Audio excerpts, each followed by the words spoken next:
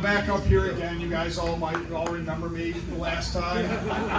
You lost your hair. I actually thought I was pretty funny, but this time I thought about doing the whole set I did last time, just 3 times, kill the 15 minutes. But I decided to write some new material. Today's going to be, I don't know, somewhere between modestly entertaining and a TED Talk. But it's probably going to be somewhere like a train wreck. But we'll see how that goes. As you guys all know, I'm half Polish, so we're going to start off with the Polish jokes again because I think that's worked last time, so we're going to just do some new ones. How do you get a one-armed Polak out of a tree? You wave. You hear about the Polish terrorist who tried to blow up the bus? He burned his lips on the tailpipe.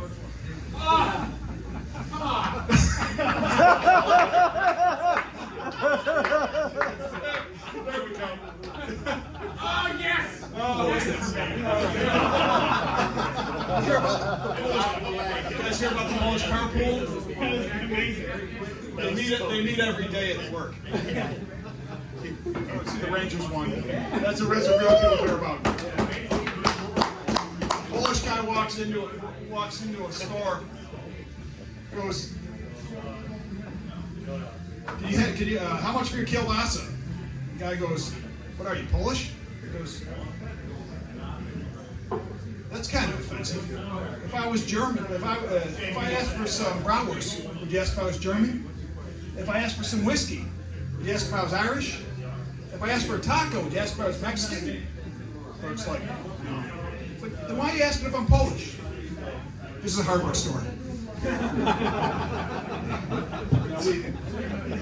Us Polish people are a bunch of smart people, we got a lot of good inventions, authors, We wrote a book on how to read. We got some inventions, a solar-powered flashlight, dehydrated water, fireproof matches, waterproof sponge, and my personal favorite, ejector seat on a helicopter. I'll give you my favorite one. I said this one last time, we'll go back to it anyway. You got 2 Polacks were going to an airport, fly out to Chicago, saw a sign that said airport left, so they turned around and went home. All right, let's get off the Polish jokes. All right, we're going to move on.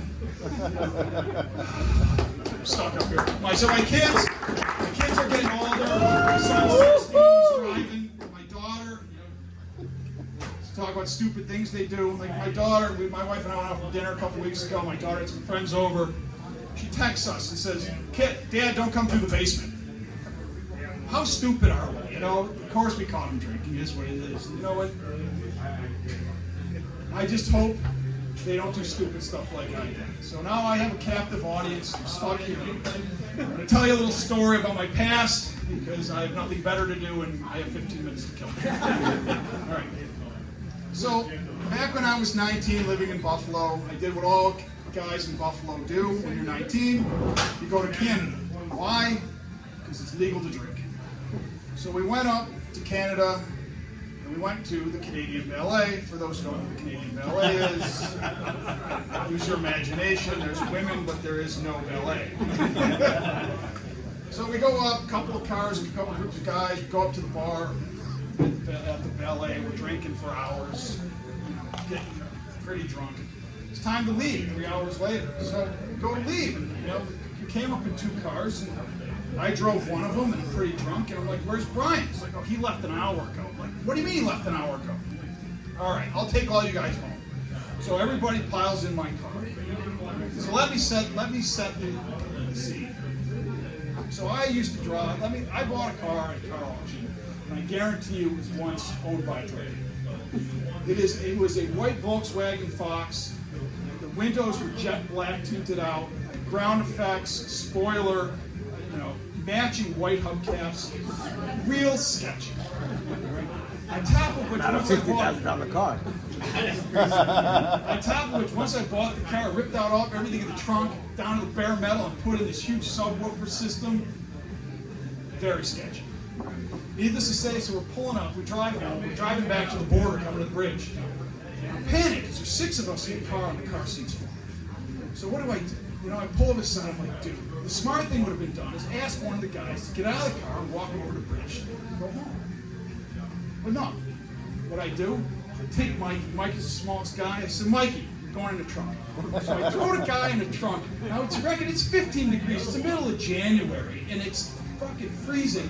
I got no padding in the trunk. I throw him in the trunk. I'm driving. I pull the golf clubs out. I throw it on the back seat with the guys in the back. I'm driving up to the border. We get to the border, and the assholes in the back start yelling, USA, USA, USA. So I'm driving through the freaking border guard, and I'm like, what am I doing? Shut the fuck up. There's Mikey in the trunk, and he's like scared shitless because he's like bouncing up and down in the trunk. So we pull up to the border guard, and I'm like, he's like, where are you guys going? Back to the U.S. Where were you? We're at the strip joint. It's like, all right, you guys can go. I'm pissed drunk. Thank God. Let us through. Trying to smuggle a guy over the border. That was the first mistake. So we get over the bridge, and I'm thinking to myself, okay, we're over the bridge. Mike, we're getting out. He keeps yelling. He keeps yelling us in the trunk. He's got to get out because he's banging his head because it's freaking cold. So we go over the bridge, and I pull over the bridge, pull off the first side street. And as I pull over the side, Buffalo Police Department pulls right up behind me, and they got the lights on me. Don't turn the siren on. They got the lights on me, and I'm like, fuck, Mike, you gotta stay in the trunk for a little longer.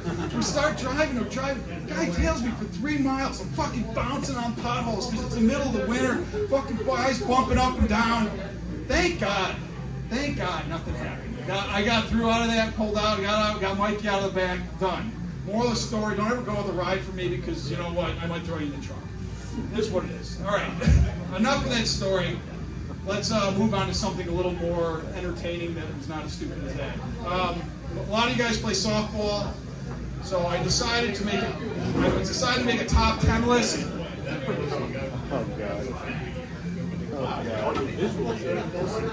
Oh God.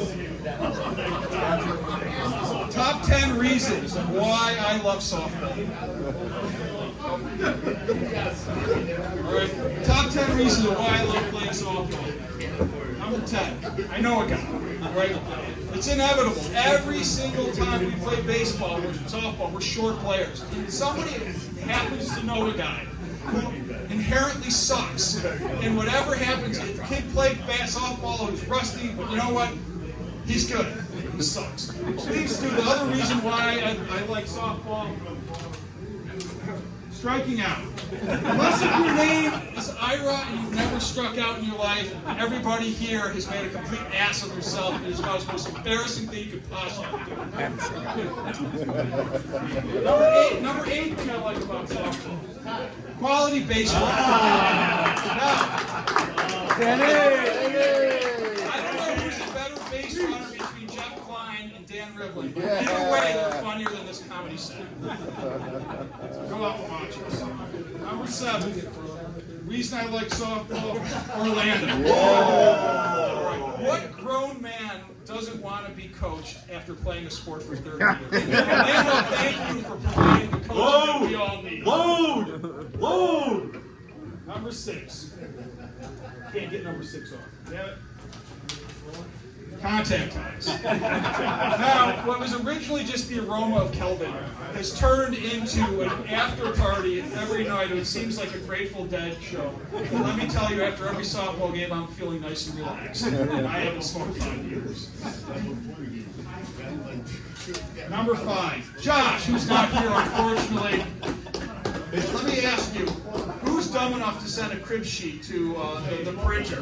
Let me ask you, how many other Larrys out there that I have to have a jersey that says Larry P. out there? There's no guy out there that says Larry P. Which brings me to my next person. Daver. Let me tell you, when you want to build confidence, there's nothing better than batting after the order than Dave, who made it seem like a World Series championship when he caught his first fly ball. My number 3 favorite is the playoffs. There's nothing better than playing softball when your balls are all the way sucked up in your body because it's 30 degrees. Thank you, fall ball. Number 2 reason I love to play softball, Monday games. After the first 20 guys are out, Dan finally gives me a call and gives me a shot. I love it. It's the best time. Thank you, the AstroTurf and Flowers Field, for keeping everybody injured. And the number 1 reason I love softball, sheer terror. If a ball is hit in my general direction, I can guarantee you I'm running away from it. I'm scared shitless, and God forbid I'm going to embarrass my ass. Extra hitter all the way right here. This is a fantasy football. This is a fantasy football comedy show, so I had to do another top 10 of fantasy football. Now this one may not be as funny, but we'll see. Number 10, the best team. Everybody has the best team for this 1 week in the season until you realize you just really suck at fantasy football and just shouldn't be doing this thing. Case in point why I'm up here. Number 9, draft night. Just shout out to Triple B's, the best bar, best privately held bar out there. Highest rated bar in New Rochelle. There you go. Google reviews. Number 8, the text chain. All right, if you want nothing but embarrassing stuff to go through and waste hours and hours of your life, we have our text chain.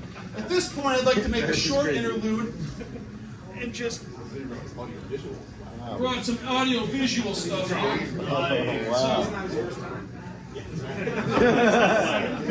got some pictures here. This is stuff from our audio text chain from this year. Right. So first of all, we have Arnold's Real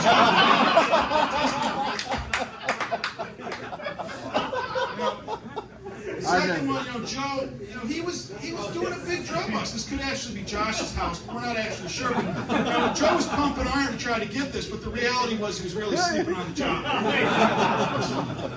Our last year's champion, God, he was out there drinking by himself at Chico's. This is what you get. Those are all my pictures. This next one, I'm not sure what's more disturbing. Dan's lack of effort, or the fact that Orlando's filming this. And Dan, just going here, I don't know what to do with this one. Damn, bro, you gotta get better sleep.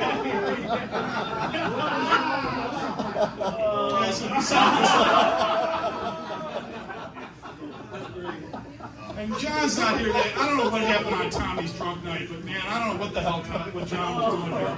And there's no text chain that goes without this. But this is a family show here, so we gotta keep it covered. And then we got the zombie apocalypse, guys. I don't know what the hell you guys were up to.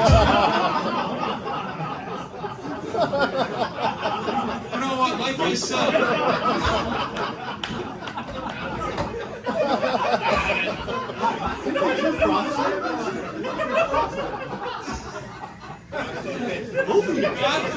God forbid you strike out. Oh, here we go. Oh! That's not as bad. That's not that bad. At least it's respectable. You could have this one.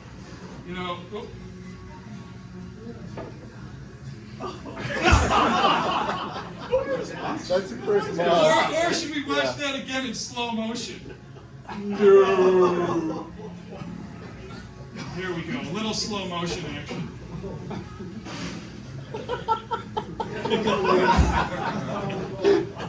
You asked me to film this one, remember?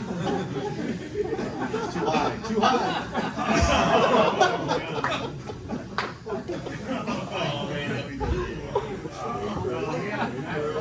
Down goes Frazier. Larry, who is that? Christmas. And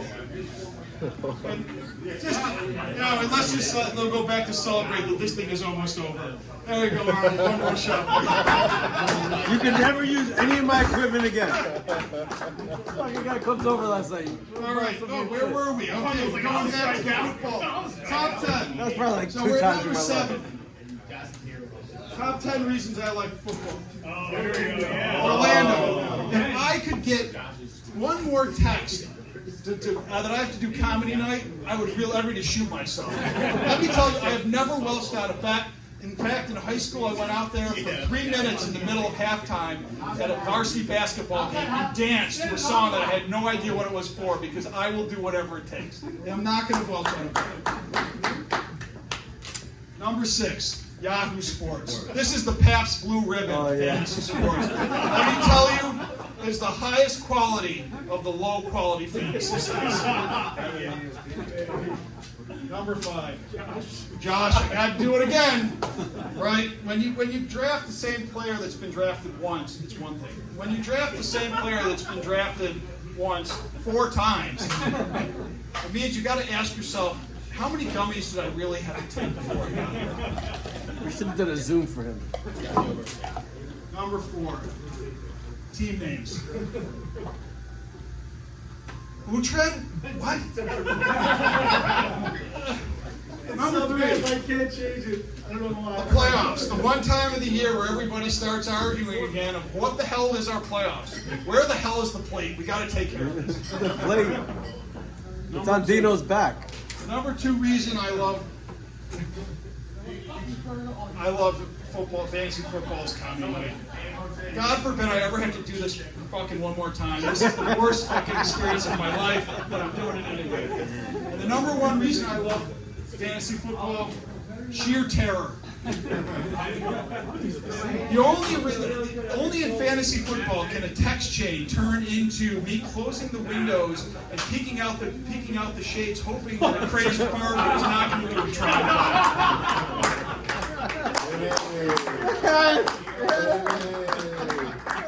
Awesome. So I made a couple. This is a fantasy football, and so I decided to give a couple awards out this year for our fantasy football because I had nothing better to do. So I got 6 awards that I was going to give out. Now the first one is none of all these relate to football, but it is what it is. The first one is the most likely person to stretch a single into a double play. That's Dan Rivlin. Second one is the most stylish dress for his classy shirts, and that's Chris Keneally. Come on, softball can't be.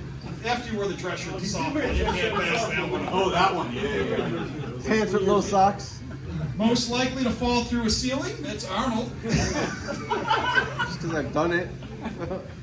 Well, I've done it a few times.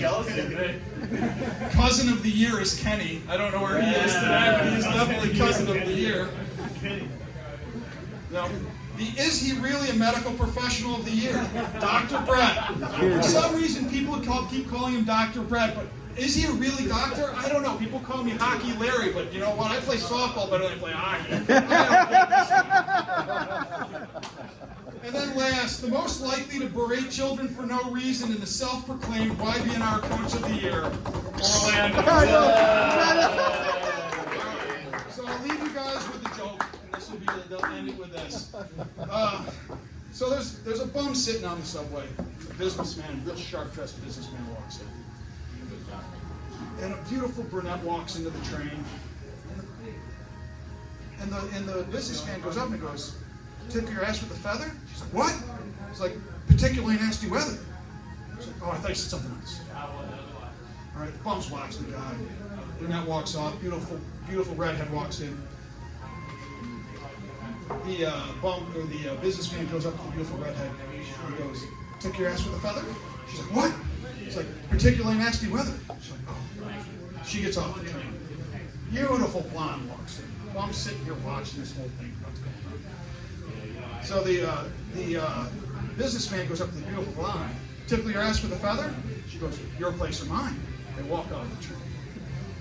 So the bum's like, "Oh, I gotta try this." He grabs his Jack Daniels, cleans up his hair, goes up to this homely housewife, goes, "Stick a feather up your ass? Cold out, ain't it?" Thanks, guys.